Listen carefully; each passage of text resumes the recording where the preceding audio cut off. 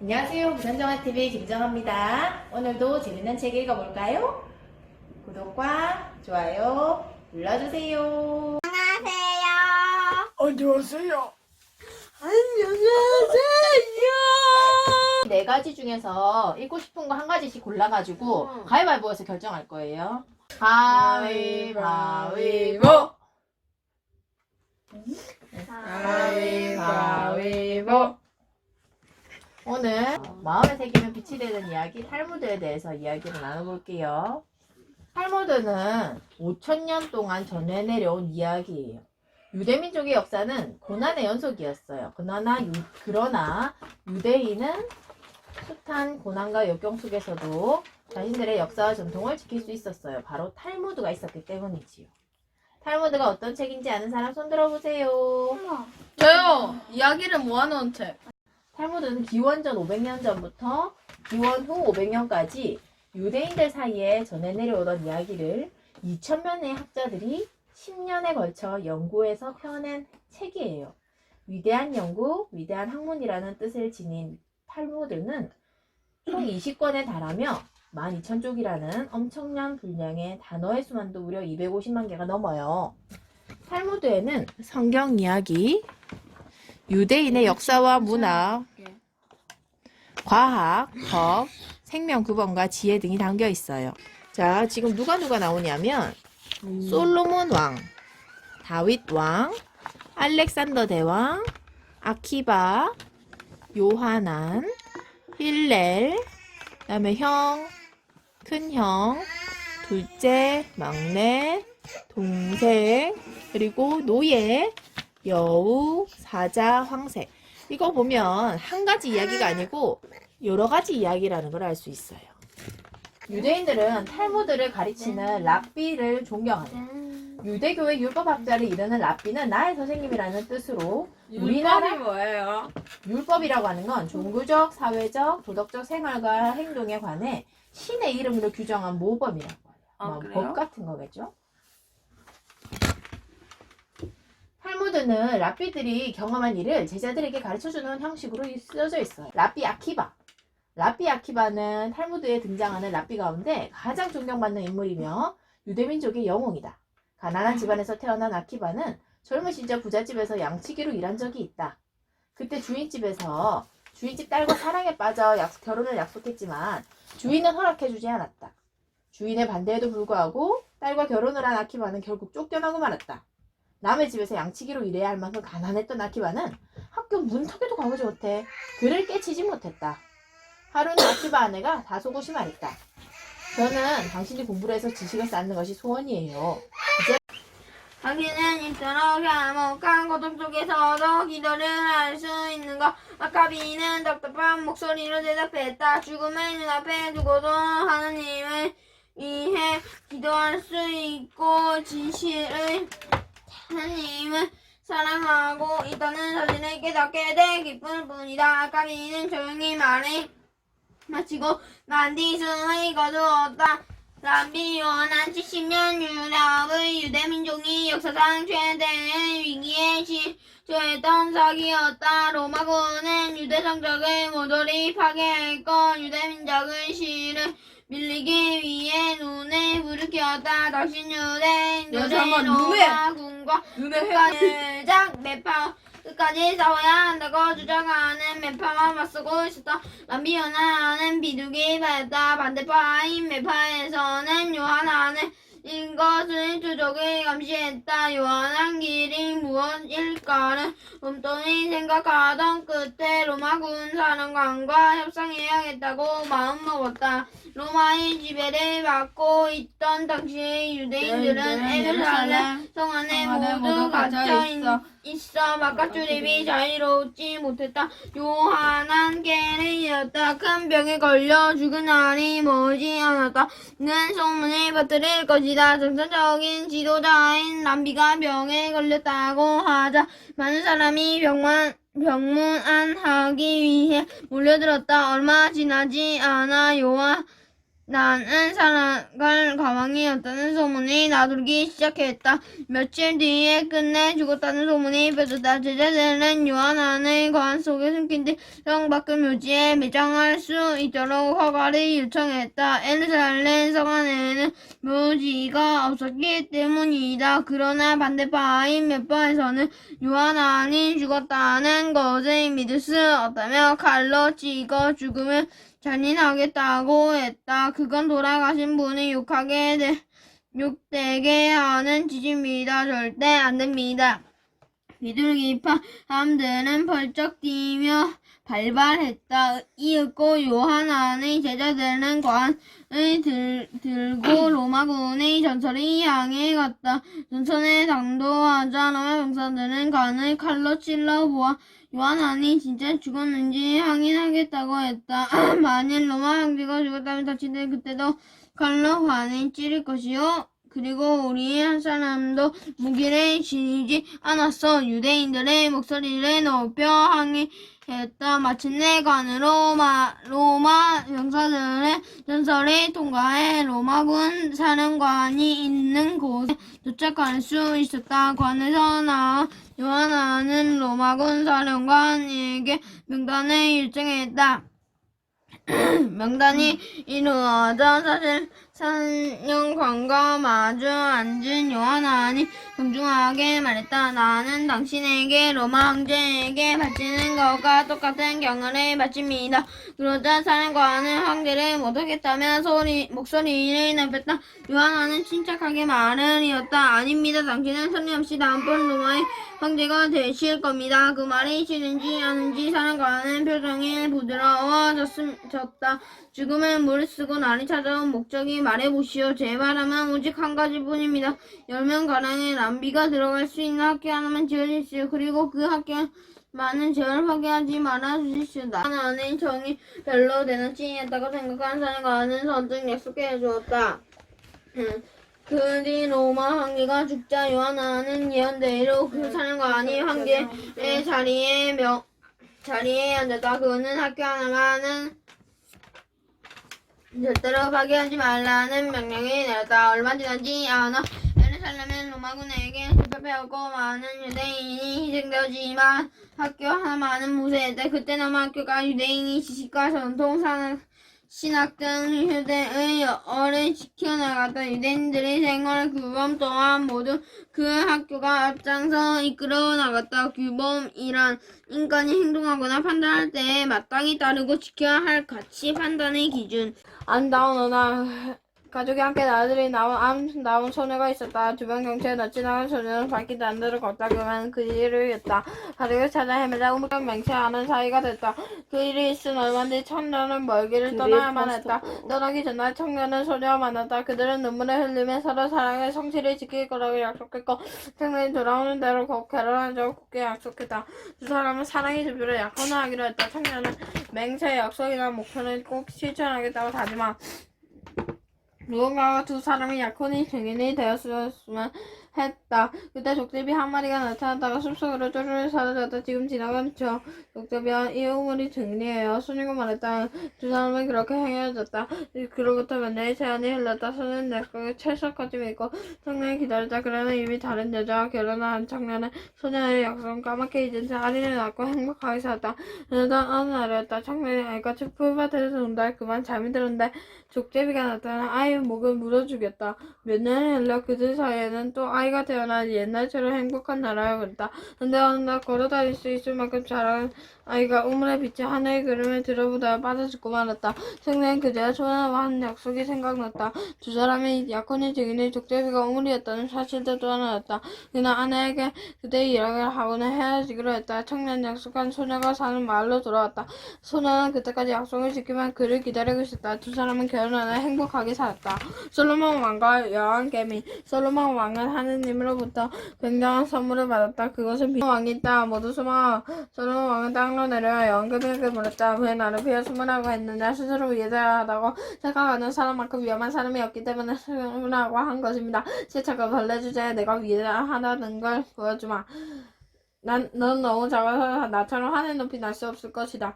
저도 높이 날고 싶으면 저 좀 태워주시겠어요? 솔로몬은 여왕개미를 양탄자에 태우고 하늘을 날아올랐다. 그러자 여왕개미가 솔로몬의 머리 위로 날아오르는 말다. 자 보세요, 제가 더 높이 날잖아요. 지금까지 읽어본 바로 탈무드가 뭐인 것 같아? 저요. 탈무드는 그 지혜로운 사람이 지혜로운 척을 할 때 잘못을 깨우쳐주는 책 같습니다. 저요. 탈무드는 유명한 사람 같아요. 총 4가지에 대한 이야기가 나오는데 위대한 스승 랍비, 탈무드의 교훈, 탈무드의 지혜, 탈무드의 웃음에 대한 내용이 나오거든. 위대한 스승 랍비가 뭔지 알아? 위대한 스승 랍비는 유대민족이 믿고 따랐던 스승 중에 엄청 위대한 사람을 뽑아준 그것이고, 탈무드의 교훈은 탈무드 이야기 속에서 교훈을 찾는 것, 탈무드의 지혜는 탈무드의 이야기 속에서 지혜를, 탈무드의 웃음은 또 재밌는 게 있어야 되니까 그런 웃음을. 탈무드의 교훈에 대해서 탈무드는 그냥 자, 한번 읽어볼 테니까 여기에 대한 이야기를 한번 나눠볼게. 문을 잠가야 하는 이유. 자물쇠는 도둑을 막기 위한 것이 아니라 정직한 사람을 위해서 존재한다. 사람들이 자물쇠로 문을 잠그는 이유는 정직한 사람이 안으로 들어가지 않게 하기 위해서다. 만일 나쁜 사람이 그 집에 들어가 물건을 훔치려고 마음먹었다면 문이 잠겼든 잠겨있지 않든 간에 집 안으로 들어갈 것이다. 그러나 문의 자물쇠가 채워지지 않았다면 정직한 사람이라도 들어가고 싶은 유혹이 한 번쯤 생길지도 모른다. 그러므로 집을 비울 때나 차에서 내릴 때 자물쇠를 잠그는 것은 정직한 사람에게 나쁜 유혹이 생기지 않도록 하기 위해서다. 우리는 사람을 유혹해서는 안 된다.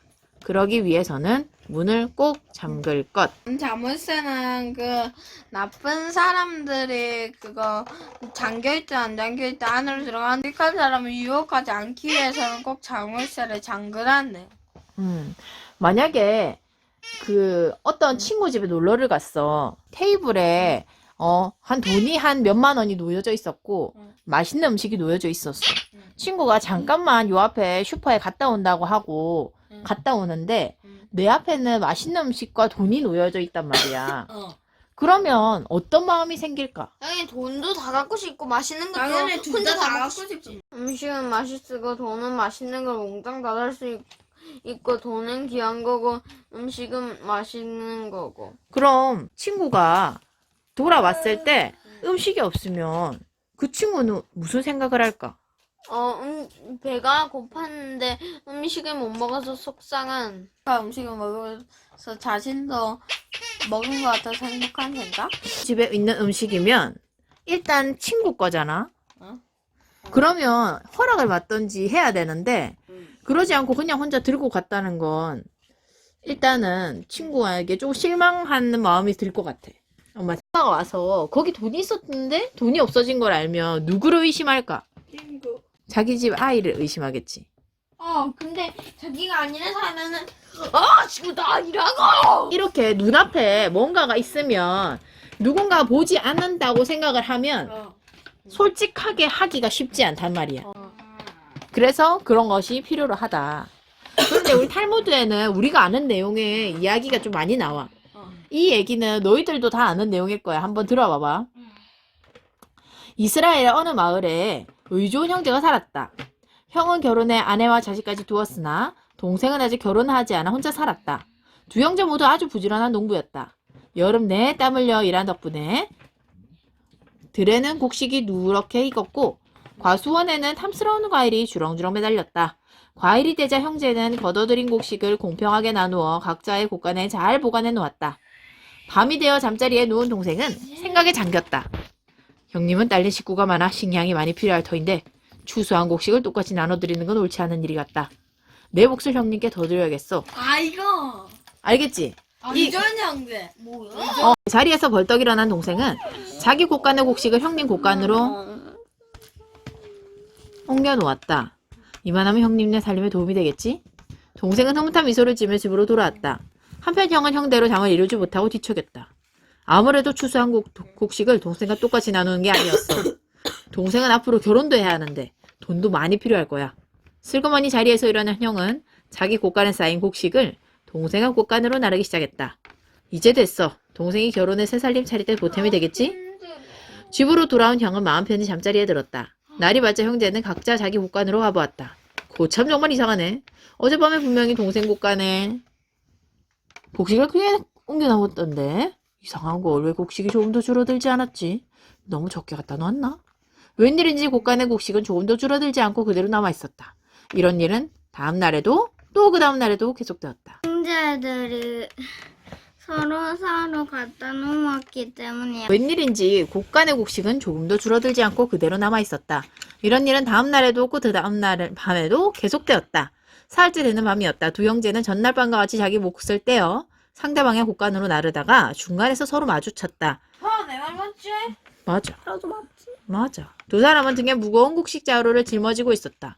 아니 형님 아니십니까? 아니 그럼 네가? 두 형제는 얼마나 서로를 아끼는지 다시 한번 엄마, 깨닫게 되었다. 얘가 아우고 얘가 형님이야.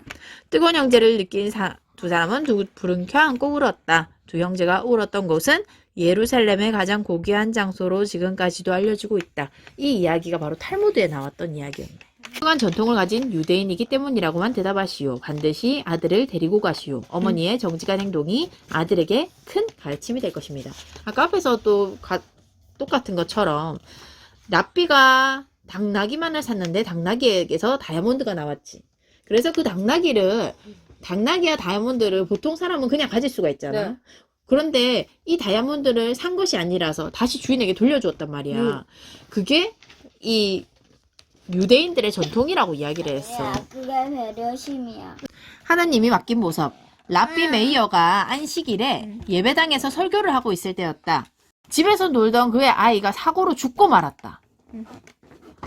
랍비가 안식일에 예배당에서 설교를 하고 있는데 설교를 할 때 아이를 볼 수는 없잖아. 그런데 그때 집에서 놀던 자기 아이가 사고로 죽고 말았대. 왜 사고가 나? 아이는 순식간에 여러 가지 일이 생길 수가 있으니까. 아내는 아이의 아내는 아니 이혼데? 메이어의 아내는 숨이 끊어진 아이를 2층으로 옮긴 뒤에 흰 수건, 흰 천으로 덮어주었다. 라피가 집에 돌아오자 아내가 말했다. 당신에게 묻고 싶은 것이 있어요. 어떤 사람이 제게 잘 지켜달라고 하면서 귀중한 보석을 맡기고 왔어요. 그런데 그 주인이 갑자기 와서 맡긴 보석을 돌려달라고 했어요. 그럴 때 어떻게 하면 좋을까요? 라피는 선뜻 대답했다. 그야 당연히 보석을 주인에게 돌려줘야지. 그제야 아내가 눈물을 흘리며 말했다.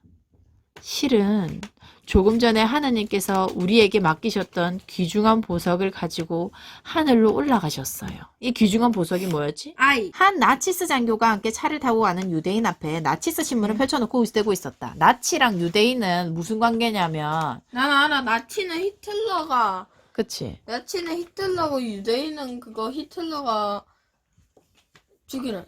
그치. 그래서 안나 일기에 나왔잖아. 안나 얘기에도 나왔고 그때 거기 설민석 역사모험에서 나치가 왜 죽이려 했냐면 그때 히틀러가 노래를 좋아했거든. 근데 히틀러가 노래 경연대회에서 탈락시킨 사람이 유대인이라는 소설. 유대인들을 대학살을 했잖아. 우리가 일제시대 때 우리가 일본 사람들에 의해서 우리나라 사람들이 엄청 많이 죽었잖아. 그것처럼 독일이 그 유대인들을 아무 이유 없이 엄청 많이 죽였거든. 그래서 이제 그 좀 적대적인 관계야. 자, 한 나치스 장교가 이 나치스가 이제 그러니까 이 독일이지. 차를 타고 가는 유대인 앞에 나치스 신문을 펼쳐놓고 으스대고 있었다. 이 신문을 읽을 만한 가치가 있는 훌륭한 것이지요. 그렇겠군요. 더욱 기고만장해진 나치스 장교가 이번엔 유대인이 발행하는 신문을 펴보이며 떠들었다. 이 신문은 화장실 휴지로 놨으면 딱 좋지요. 이 말을 들은 유대인은 빙긋이 웃으며 말했다. 그렇다면 장교님 엉덩이가 장교님 머리보다 더 영리해졌겠군요. 무슨 뜻일까? 아니 그러니까 이 유대인은 유대인 신문이 더 똑똑하다고 하는 거야. 휴지였으면은 그 신문이 지식에 그 엉덩이로 다 뚝 들어가지고 그래서 엉덩이가 더 똑똑해져. 처음에 탈무드가 어떤 것일까라고 추측을 했잖아. 그런데 다 읽어보니까 탈무드가 어떤 책이다라고 하는 거를 탈무드는 참 지혜롭고 웃긴 책.